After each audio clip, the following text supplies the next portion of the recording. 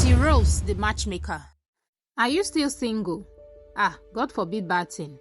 That was the beginning of every conversation with Aunty Rose, my mom's elder sister, a retired headmistress and self-appointed marriage ambassador. And by marriage ambassador, I mean she turned my love life into a community project. I'm 33, a corporate lawyer living in Lagos with my own apartment, my own car, and my own peace.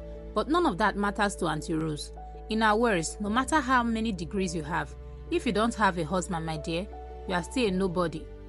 She first struck on my birthday. I was just cutting my cake at home, surrounded by close friends and a few cousins, when she barged in, dragging one tall, sweaty man wearing a shiny green blazer. "Meet Brother Felix," she said with a grin.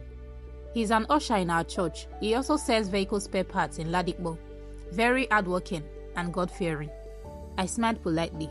Brother Felix shook my hand and refused to let go. From that day, the match fixing began. I actually thought it was a one-time thing, but I was wrong. 2 weeks later, Aunty Rose invited me for lunch after Sunday service. She served amala, ewedu, and awkward silence until the doorbell rang. "I have a surprise," she chirped. A man walked in. His name was Shegun, a 41-year-old widower with 3 children and a slight twitch in his left eye. He looked me over and asked, "So what do you bring to the table?" I looked at the table, then at Aunty Rose, then back at him. "I brought the jollof rice," I said, with a straight face. He didn't laugh. By the 5th setup, I lost it. She brought a man who claimed he was into import and export. He wore 3 chains, drove a stolen Benz, and tried to touch my back less than an hour into our first meeting. I called Aunty and shouted, "Aunty, I appreciate your help, but this is not the 1970s. I'm not desperate. I want love, not a project. And no, I don't want to meet any man who still wears white shoes in 2025. She sighed dramatically. Continue to be forming Miss Independent too.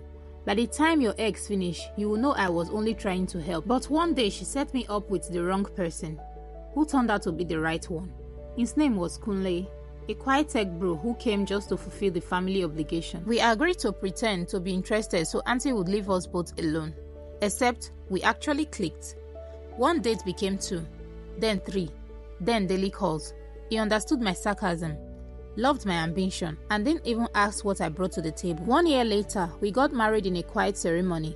Aunty Rose wore gold lace and danced like she had won a political seat. "You see, I told you I'm the Holy Spirit's assistant," she beamed. We let her have the glory. After all, love can come from anywhere, even through a pushy auntie with too much free time. Moral of the story: love doesn't always arrive the way we expect it. Sometimes it's hidden behind awkward introductions, family pressure, and unexpected encounters. But in the chaos, there can be clarity. In the noise, a quiet connection waiting to be found. Even the most uninvited interventions can lead us to the most intentional love.